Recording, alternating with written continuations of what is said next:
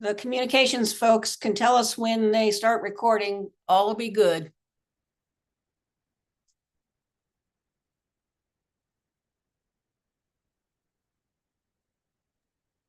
You're good to go, Susan.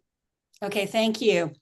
Good afternoon, everyone, and welcome to the Buncombe County Home and Community Care Block Grant Advisory Committee meeting for July 24th of 2024. We have a speaker today, and I know one of our colleagues needs to leave early. So let's just jump into it and see if there's any changes to the agenda. Hearing no changes to the agenda, I move that we agree with the agenda. All in favor? Aye. Aye. Any opposed? Hearing no opposition, I say the meeting agenda stands. Meeting minutes. Any changes, corrections, updates to the meeting minutes from last meeting, June? I move approval.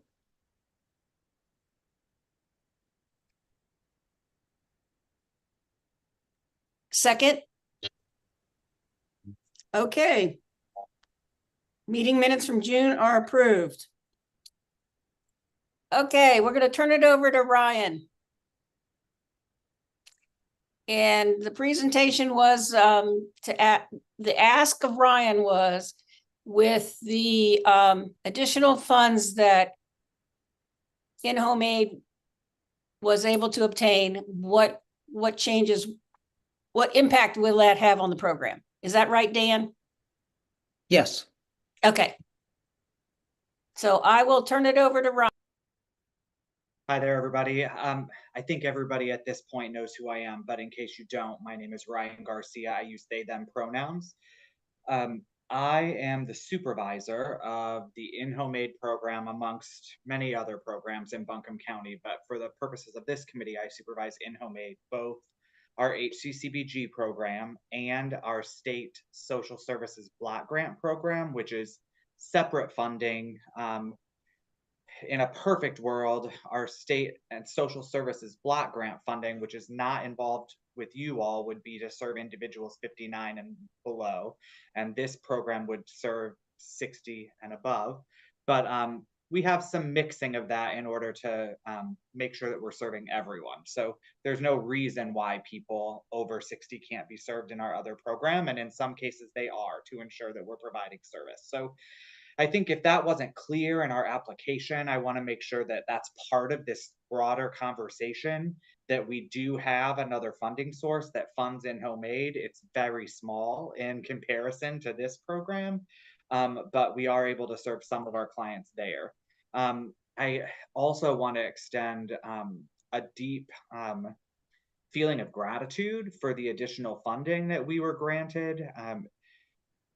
I know that you all had an opportunity to read my email, which is sort of what caused this discussion and this request for me to come back and talk with you a little bit about sort of where we are now. With the addition of the $36,000 and some change, I was able to go back to our numbers and look sort of at what that would mean. I think in my email, I told you all that with our funding, we would have to reduce everyone's hours by a quarter per week, which would take everyone from about 9 hours to 7.5 hours, and from 6, and as usual, everyone would lose about 2 hours a week. With the addition of the additional funding, I was able to determine that we were not going to have to do as large of a reduction, but a reduction across the board was still going to be necessary, then affecting everyone's services. So from that point, I spoke with our internal leadership. I spent countless hours. I can't even tell you how many hours I spent doing math, which is not always a social worker's favorite task, but and running the numbers and trying to figure out how we could continue to run this program with the funding that we received and affect the least number of people in the process.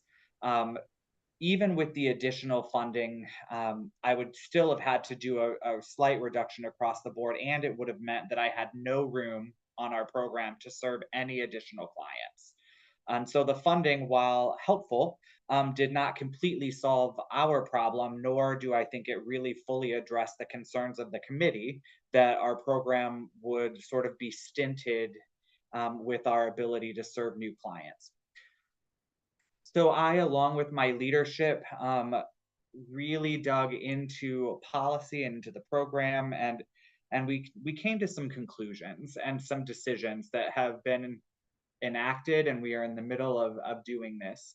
I had to look at our spending across the board at where our money was going.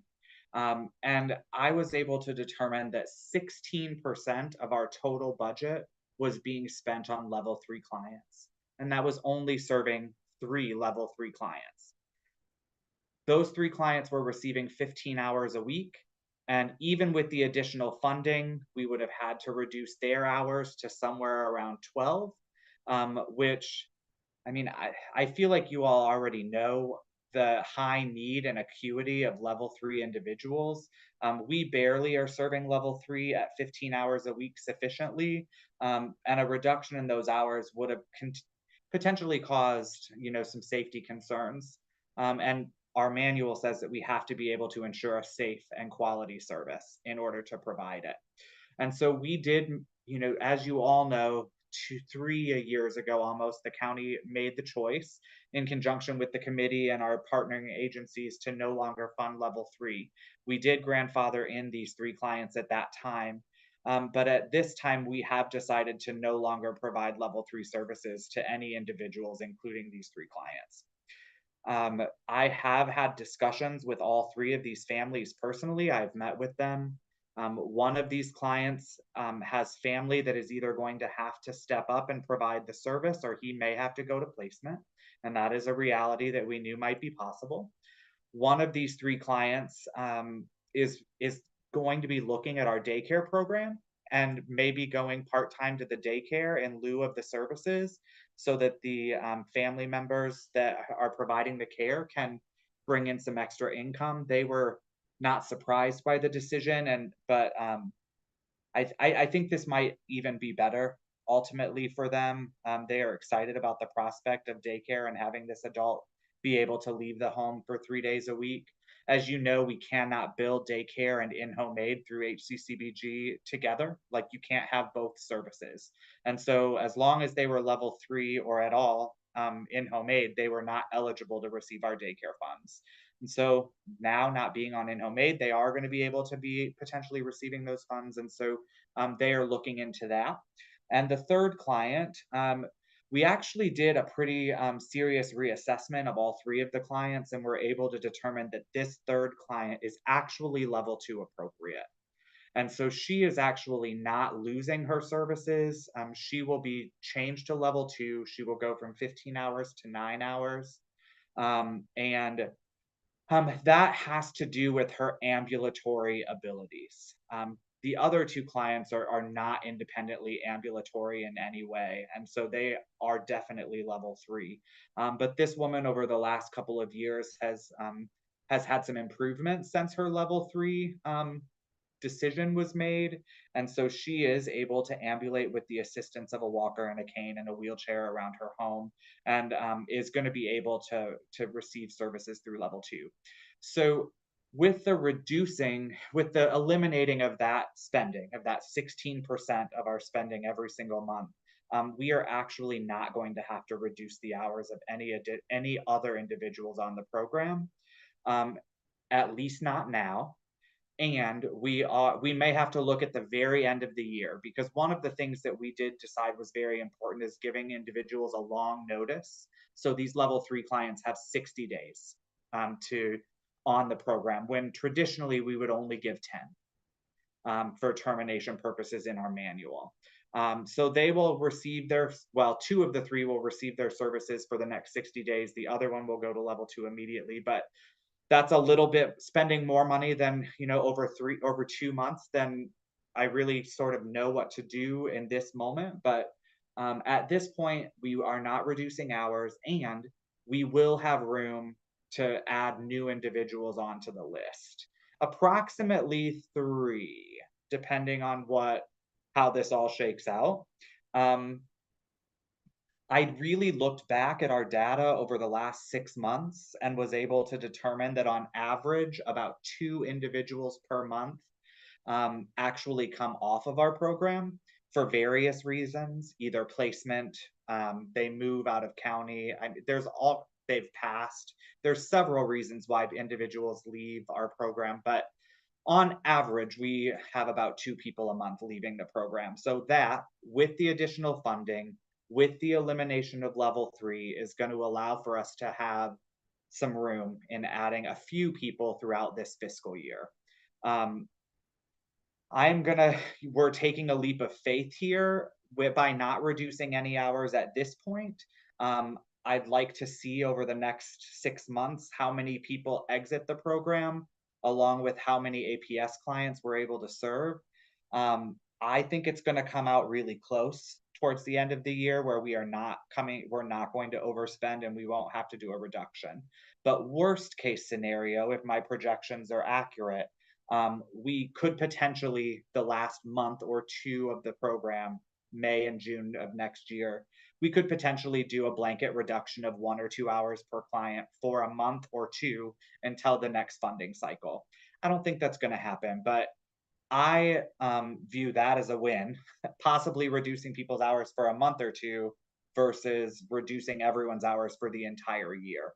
And so I would not have even, I don't know that I would have gone the route of eliminating our level 3 clients in this way if it hadn't been for the additional funding being able to make up that difference. We would have reduced everyone's hours, and then I would have seen if the 10 or 11 hours were sufficient for the level 3, but I think we would have all ended up here. I think we would have ended up here at the end of the day anyway, because level 3 is just not sustainable at 11 or 12 hours a week. So that's sort of the update. I am What hopeful that does. Oh, go ahead, Ryan. Sorry. I was just going to say I'm hopeful that answers your questions, but I of course can answer any additional questions that you might have in regards to sort of how we came to this decision, and if you have questions about my future projections, I'm happy to try to use my crystal ball that I'm asked to use every month while running this program, to try to figure out some answers for you.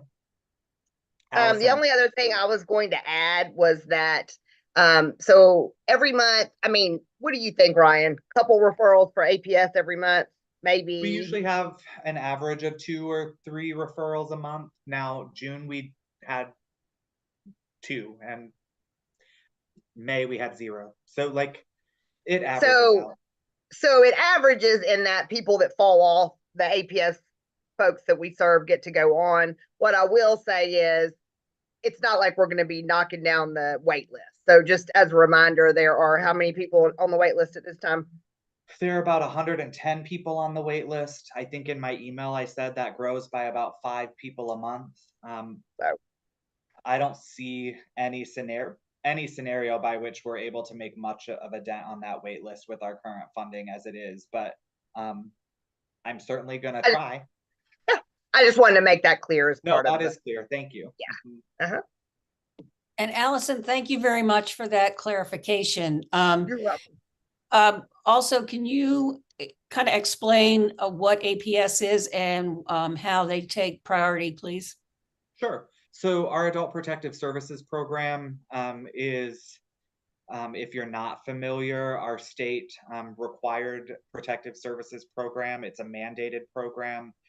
We receive reports from the community at large and community partners and individuals on potential abuse, neglect, and exploitation. We evaluate those clients based on the merit of each individual report. When they are appropriate, they're screened in. We do an evaluation. If people are found to be in need of services at the end of the evaluation, and those services are in-home aid for their safety, per the manual, receive priority of service. The manual instructs that the highest level of priority for opening services for clients to in-home aid is APS involvement. And that is to eliminate the risk. Well, it's supposed to eliminate the risk, but we're hopeful it aids in eliminating the risk of future abuse, neglect, or exploitation. So that's where that comes from, if we've found through an evaluation that an individual is in need of services. Now, if we do an evaluation and do not substantiate the case, but because they have people that are helping them, for whatever reason the case is not substantiated that they need protection, they can go on our list, but they don't receive priority. It has to be a substantiated case of an individual who is disabled, who has no one to act on their behalf, is unable to act on their own behalf, and could benefit from our involvement, and they voluntarily sign for our services. That all of those things have to be true for people to take priority. Not just, you don't just get to have a call to APS and then get bumped to the top of the list because someone has claimed that you need help. So you really have to be found to be disabled, in need of assistance, and unable to provide or access that assistance for yourself. And I would say that we have a lot of our cases are individuals who are it's considered self-neglect. And that's because they are unable to do the things for themselves that they need to do around the house. And they don't have anyone else able to do that. And so that's often when they could use an in-home aid to assist so that they can remain in their homes safely. So.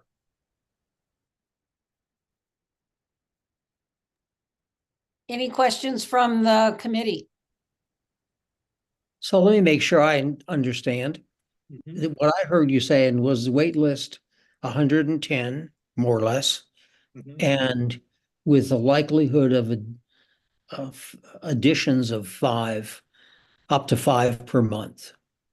And then I also heard you say that you'll lose people on the waiting list, that they die, they move, they don't need the service for whatever reason. That does Is that happen. That does fair? happen from time to time.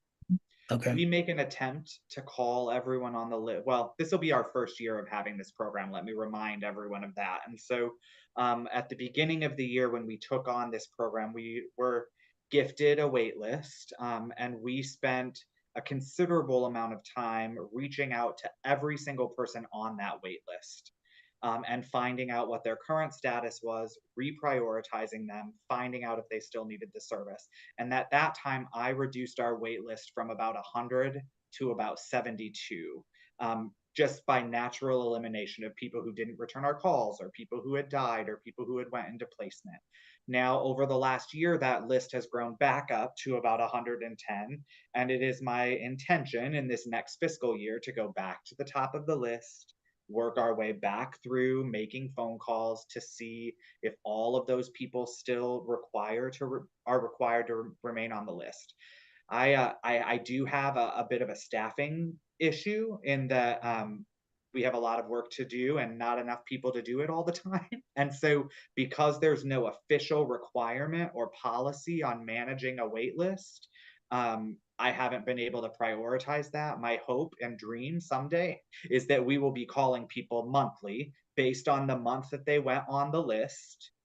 And so spreading that out and really adding that into our daily practice. Right now, we don't have the manpower to do that, but I am hopeful that we will at least make our way through that list in this coming year, so that it's not just stagnant and growing end over end without follow-up. Does that answer your question, Dan? Yes, it does. And let me just add my comment. And part of the reason I was interested in hearing this is that, with Billy and working on helping us develop an age-friendly community and the awareness of that, I think this is that waiting list is a significant factor, and there needs to be awareness of it. And we can talk about how to deal with that, but that's I just wanted to, you guys did a fine job clarifying it, and it sounds like a lot of work to sort of get as much handle on this as you can. So I appreciate it. Well, part of what we've seen happen over the last 5 years in our community with the staffing crisis and with COVID is that year over year, the money just didn't get spent. Year over year, agencies were turning back in 100,000, 110,000, 130,000 of dollars from in-home aid that wasn't able to be spent. For whatever reason, last year I was able to make our way pretty quickly through that money.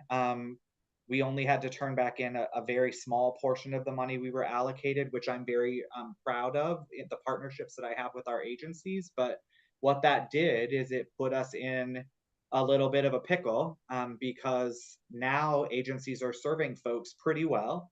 And our projections previously were based on the last 5 years worth of data, which was people would get about 3/4 of the hours they were allocated on average. But now people are getting more like 90% of the hours that they're allocated or more. And so our projections, we were all surprised, I think, when we really added it up at the end of last fiscal year and figured out what we were going to need to really run the program in the upcoming years. Because right now, I mean, June was a little rough, I think, but for one of our agencies, but overall clients are getting served, and that is new, I think, and that's just new. It hasn't been the case for the last many years. But it also means there's not a lot of extra room to continue to pull people off that list. Dan, I will tell you that in the last 12 months, I have been able to actually serve about 15 people that had been on the list starting in 2021. And so our highest priority folks that had been on the list for the longest, there's very few of them left. I'm about to, if I were to move on a waitlist person right now, a person with the highest score of 10 has only been on the list since 2023. Now, the people that are still on the list from 2021 are folks that only score 6, 7, 8 on the hierarchy of priority based on their level of need. And so we've done a good job in this last 12 months of really getting the highest acuity folks that had been on the list the longest attempt service. And I'm hopeful that we can move the needle a little bit this year, but I'm not going to be able to make big swings, or we're going to find ourselves in the same situation next year when we're filling out an application where we've overpromised and are going to have to underdeliver. And I really don't want to do that. So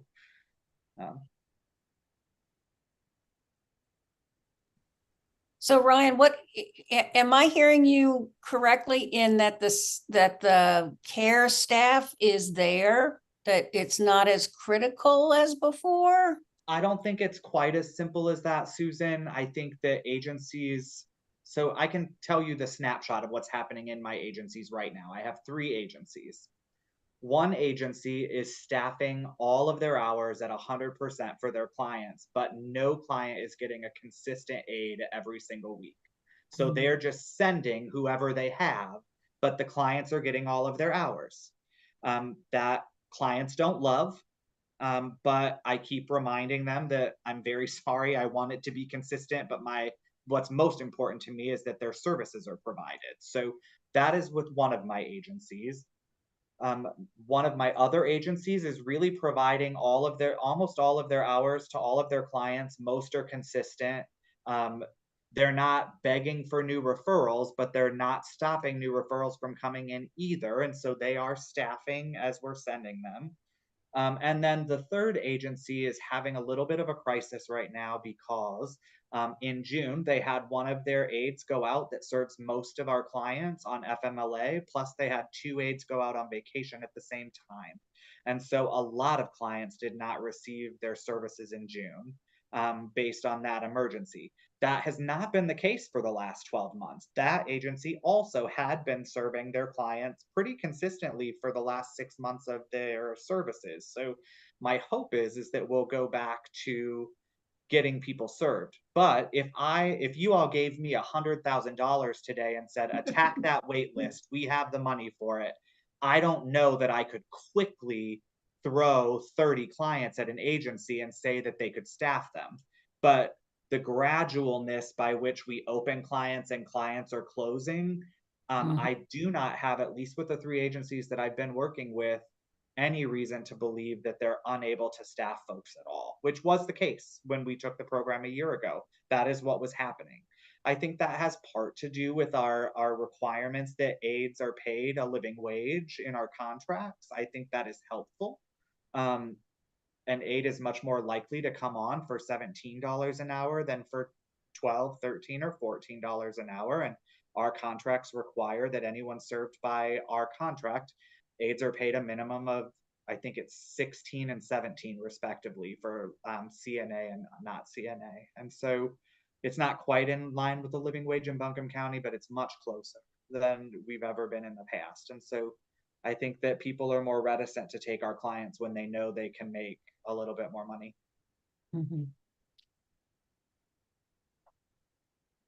Well, I want to commend you for taking on this program in such short notice. And I truly appreciate it. And I'm sure all the rest of the committee does too. And we want to recognize all your hard work. Thank you.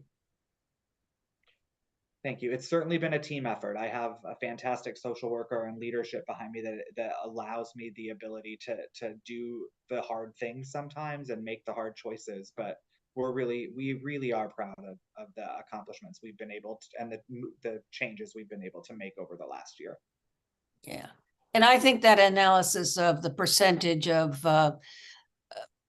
expense versus the number of people, as heart-wrenching as it is, it unfortunately makes economic sense.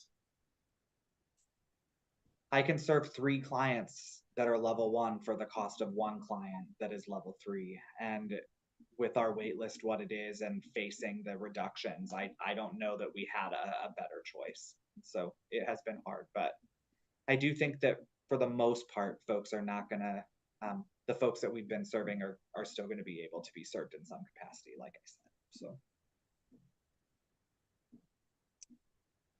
any other questions, comments, concerns?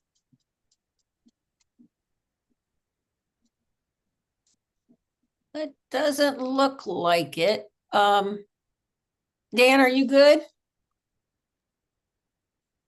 Yes, I am good. That I would echo what you said in terms of appreciation for all the hard work. Okay. And I'm gonna leave you now because I've got guests who've come in. They only come in once a year, so I'm gonna go spend the rest of the afternoon with them. Go enjoy. Thanks. Thank you, Bye. Ryan. You're welcome. I will jump off then too. I hope you all have a good day. Okay. Take care, both. Dan, thank you. Bye. Bye-bye.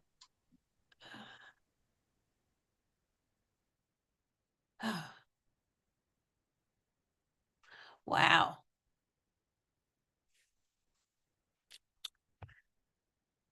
Oh, okay. Where do we go from here? It's the it's the first month of the fiscal year. So what we do is look at how all the funds have been distributed. And let's go to the units of service first. And I don't know, Zach, do you want to explain that when you were doing your final analysis, how there appeared to be more money available and how it was split up? Yeah, so at the end of the year, it is my responsibility to make sure everybody shows at 100% spent for the fiscal year. That means if they did not spend their entire allocation, their allocation needs to come down so that the what they have spent matches what they were allocated.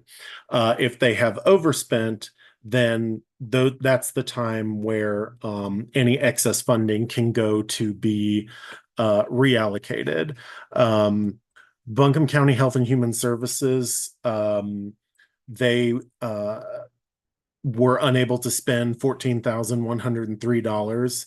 And upon speaking with Billy and Susan, the three individual agencies that reached out in May, claiming that they could use more funding, was Jewish Family Services, Mountain Housing Opportunities, and Meals on Wheels.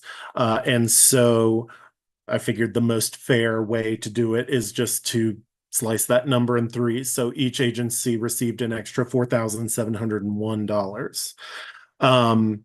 In regards to legal services, Transylvania County was unable to spend the entirety of their allocation.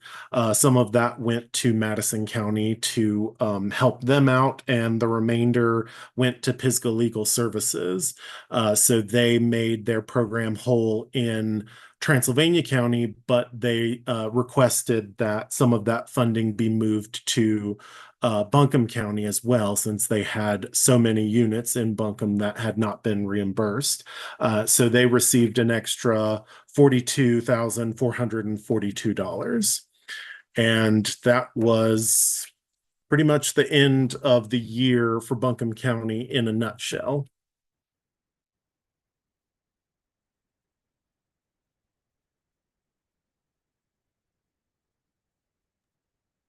And what the folks that are new to this whole process, especially the end of the year shuffle, because the Area Agency on Aging serves 4 counties, Buncombe, Hendersonville, Transylvania, and Madison. If the other counties are not able to use their funding, then it is as you heard from Zach, able to be transferred, or I don't know the correct term, but it's able to be utilized by another county within the region. Did I say that right, Zach? You sure did. Okay. Well, I bet Pisgah Legal was happy about that. I hadn't heard about that piece. Yeah, unfortunately, there was some confusion at the state level, and trying to transfer the funding. My request got denied. And so I told them that if I'm not allowed to transfer this funding, there is no way that we can use this funding in Transylvania County.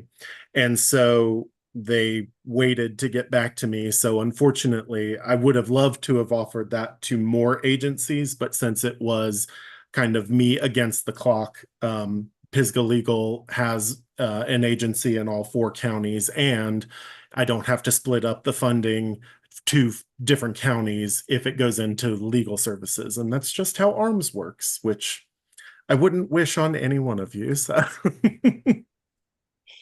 And for the folks that are new to the committee and maybe not remember what ARMS means, it's, I don't know what the acronym is, but it's basically the system that collects the data from all of the providers on what they spent, who they spent it on, and it's older than dirt. I think that's my expression with ARMS. It's older than dirt. And just a little sidebar.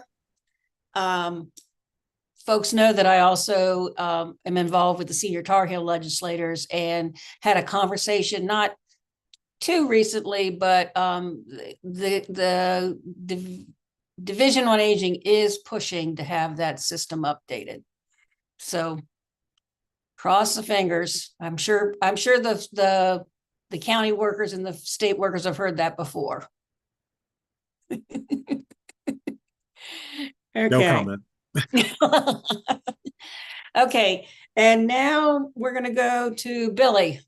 Billy, if I recall, we asked a Herculean task of you to see if you could somehow get the county to allocate the funds from in-home aid across a couple of the providers. So can you share how that was? Was it successful?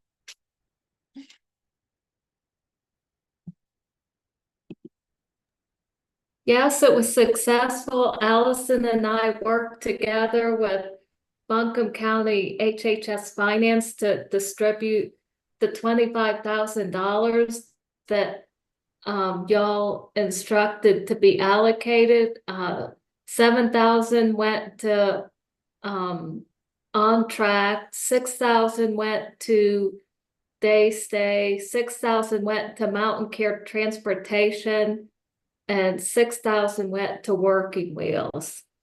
So if you see on the spreadsheet, most of the funding got spent, like mountain care, transportation, they spent the $6,000.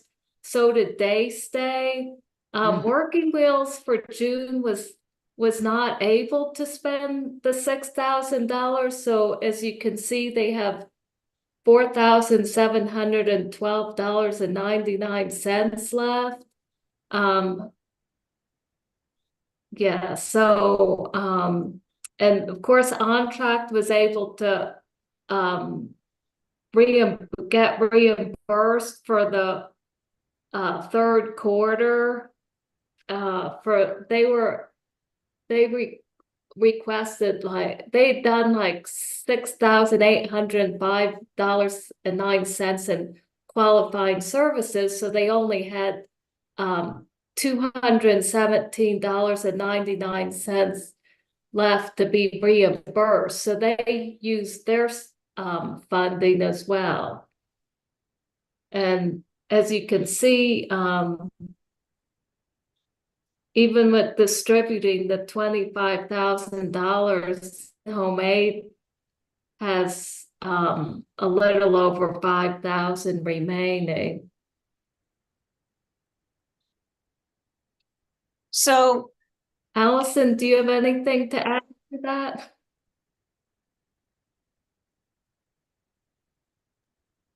I don't have anything to add. It was a very confusing process at the very end of this, is what I will say, based on the people in our finance changing, my job, like there was just so many changes this fiscal year. We are all establishing we've got a brand new system going on in place with our finance, us, so that everybody's numbers are going to be on the same page. Zach knows. I'm like, Zach, what are you like? And so we were trying to figure all that out at the very end. But they were, I was very appreciative of of Buncombe County Finance for being willing to do those addendums, because anytime money is moved, it requires an addendum to a contract. And so we were basically asking them to do that with a couple of days left. And so they basically, what was the date, Billy? And they were like, in the future, by May. Yeah, they told I don't. Yeah, they told us in the future that it had to be done by May 23rd, but I've never like heard that. that before. I don't know. But anyway, so I was very grateful to them for doing that. And so what I would say is I think we did the best we could with the amount of time we had to spend the funds that we were able to spend. So am I going to say this correctly, that those funds will go back to the county? There's no like holdover for it to go into a new fiscal year. Is that correct? That's correct, I believe. Yes. Okay.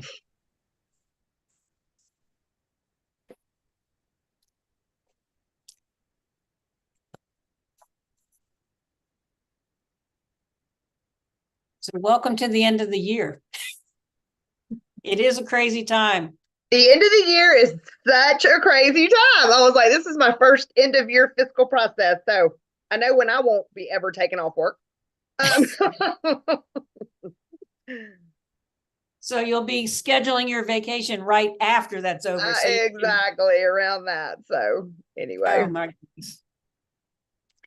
So is there any questions or comments or concerns about how the year-end reallocations went?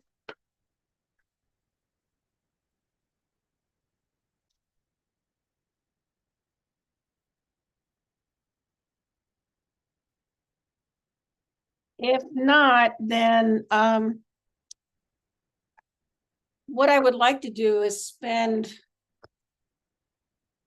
what time we have left and and perhaps even continue the conversation when we're in person next month of, is this, how do I say this? Is this process something that could be improved? Are there some programs that we think are more important? When we go back out and say to the public, we're offering grants, what do we do? Do we restrict it? Do we not go out? I mean, I guess I'm just trying to start the conversation. Because I know, and Eileen, you kind of brought this up at last meeting to kind of get us thinking about,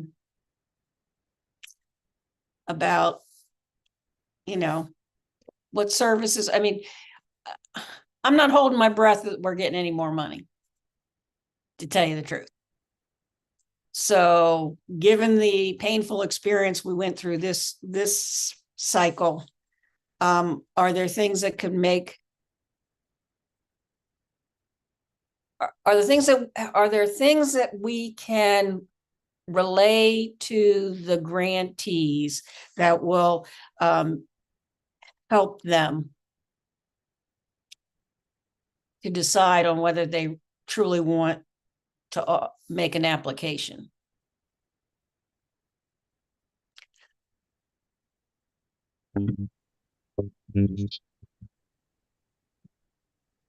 Suzanne, you were really having a hard time.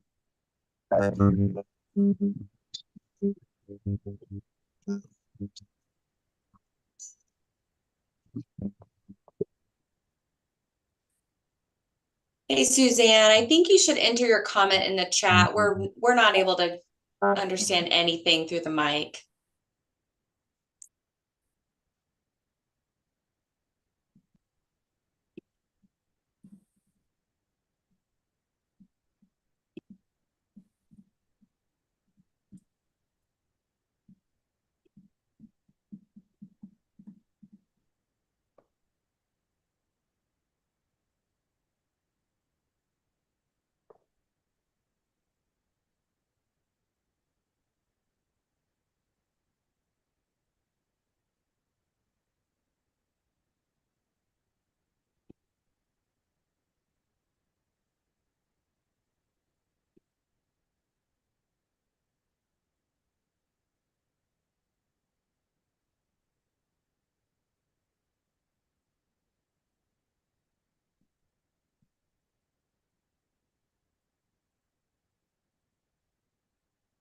Okay, Suzanne put in, for me, the question came down to prioritizing life needs. And it is difficult, very difficult. I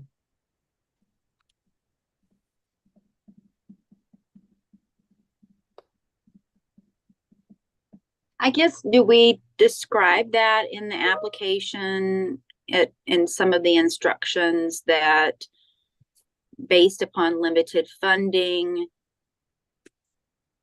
the committee's focus is on providing funding to agencies that contribute to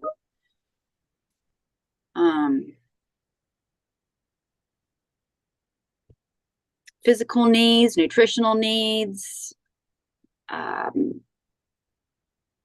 transportation needs, medical needs. I don't know how specific we get. And then my other question would be if we could maybe for next year add a section on the application where the applicant is asked if they participate in other grant funding, or do they get funding from other sources? I think that's something we discussed recently. Like, what percent of your budget would your proposal to us, your request be? What percent of your total budget are we funding? That question came up a lot, it seems. And Suzanne says perhaps we should work on a list of priorities from greater to lesser, like food, housing, in-home aid, transportation, daycare, memory care.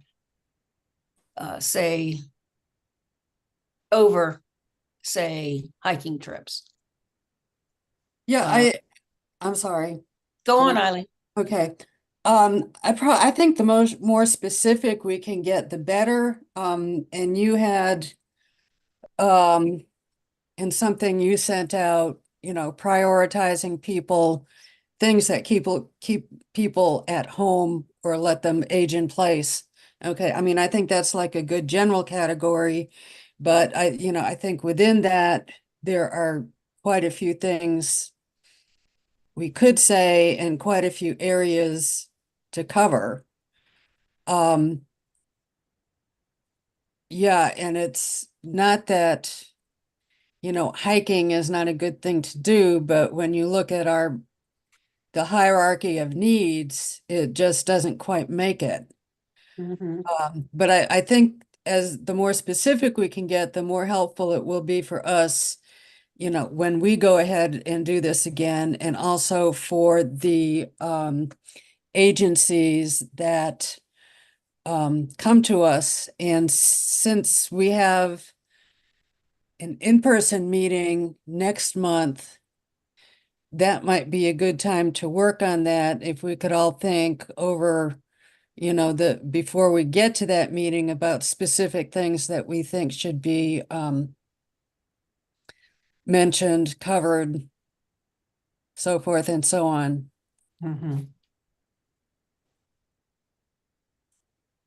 So I'm not sure I don't know if we have anybody that's good at facilitating meetings, but I sort of see, somebody with a whiteboard, and I'm not volunteering to do this, somebody with a whiteboard and sheets of paper that write things down as they come up, and, prioritize within that and see if there's some way to get them organized.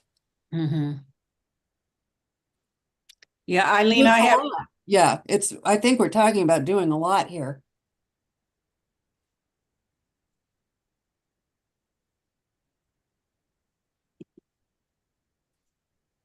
Oh, absolutely.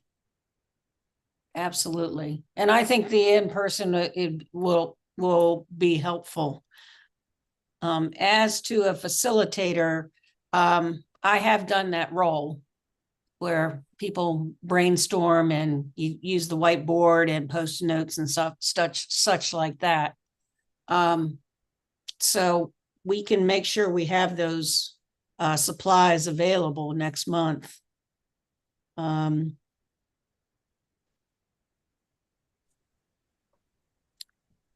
There might also be some, like, I think we've kind of agreed on this piece, but like, we're not gonna, one criteria was that we weren't, or one of the criteria that I used was not funding a startup.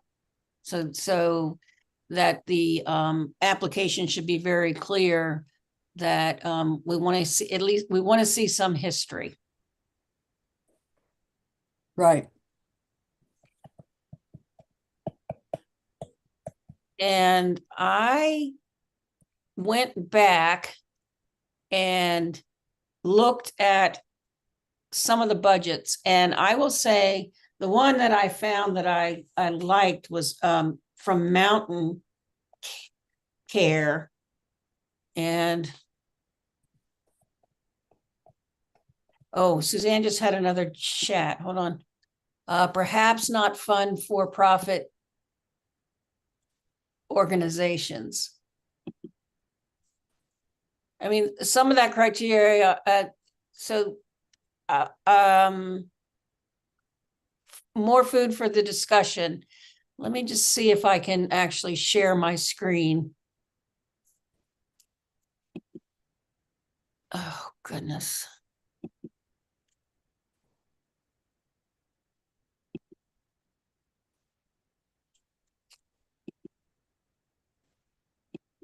Well, for-profit organizations aren't eligible for this funding, but I think we need it needs to be made more clear on the application so that for-profit organizations don't apply. Mm-hmm. Now, are you referring to the Buncombe County funds?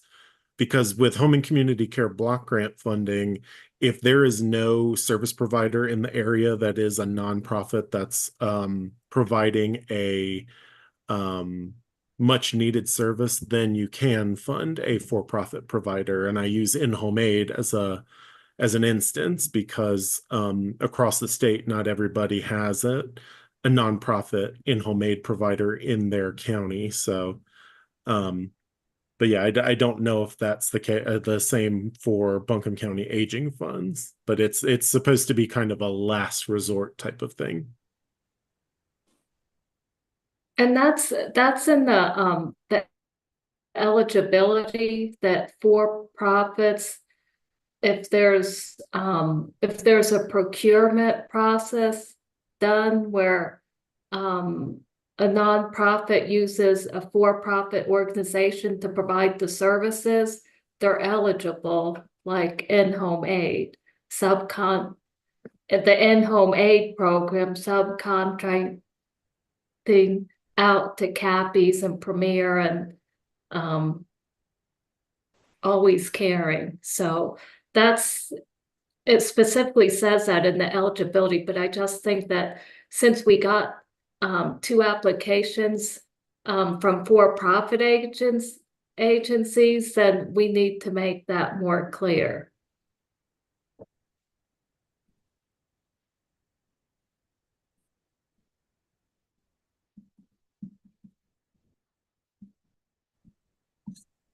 So I guess bringing a draft of the application that we start looking at for 2026 would be an appropriate thing to do. I just need to ask you guys, can you see my screen? Can you see that budget? Yep. Okay. So if you look, this is what Mountain Care did. What I like is how they have the consumer, the aging service request, program fees, and other revenue. And that's pretty straightforward. And I do like that they highlight the consumer contribution. So that might be another refinement to the application.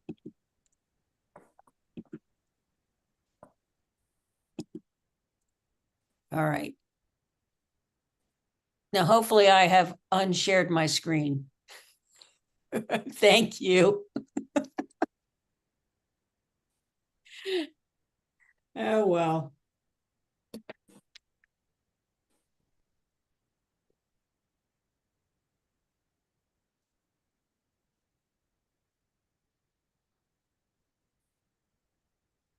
Well, then I guess we have some homework for everybody.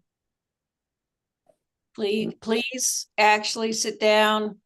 If you want, pull out a copy of one of the applications, start looking at it. I know I want to relook at the wait list question because that was one of the issues that were discussed with the division folks about updating arms, that is one of the areas that would be really helpful to gather information on, to be able then to communicate to the powers that be that this is the legitimate demand for these services beyond just the statistics of the aging population is increasing. And Billy, I want to thank you for suggesting that we log on to that strategic planning Zoom call, because I hadn't I hadn't picked up on the survey that they had sent out. And so what was this last week? I can't remember. Everything's blurring together, but last week there was a Zoom call for the Buncombe County Strategic Plan for 2030.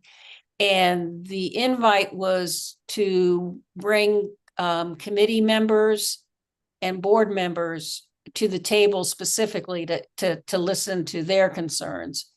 And what I was able to do, although not so much on the Zoom call, but, or I mean, the Microsoft Work Group call, but I did fill out the application. And Allison and Billy, I actually put in a request for more money. I said, I gave the statistic of, you know, that I got from Senior Tar Heels about only, I don't know, what is it? Something like in Buncombe County, the 14-year-olds, what is it? Here it is. Folks 0 to 17 make up only 17% of the population in 2022, which is going to go down to 15% of the population in 2042, whereas the older adults over 60 will go from 29% to 32%. So I put that in the survey. So if you get any feedback, I'm the culprit. Right. Well, thank you, Susan. And I've been advocating too, because I've been taking part in some of those strategic plan meetings for staff, and I gave them those same statistics. And I also spoke at Ollie last week. There was a class that Marilyn Lakin, who's a biological anthropologist and nurse, was talk about aging, and she asked me to talk about aging services, and I did. And I encouraged the class to fill out the strategic plan questionnaire. And there were several people in the class that are activists. So fingers crossed. That's great. So I'm not going to hold my breath, but we're planting the seed. We're planting the seed. So according to my clock, it's 4:27. So before we close out, I wanted to ask if there's any announcements or comments or questions before we call it a day.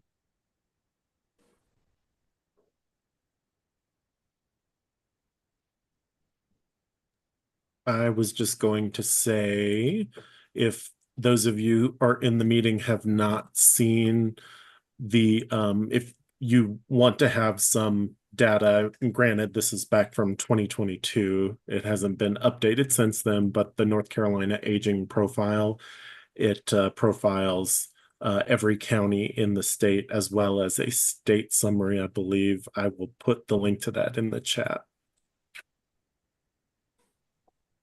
Give me 1 second here. Mm-hmm. Oh.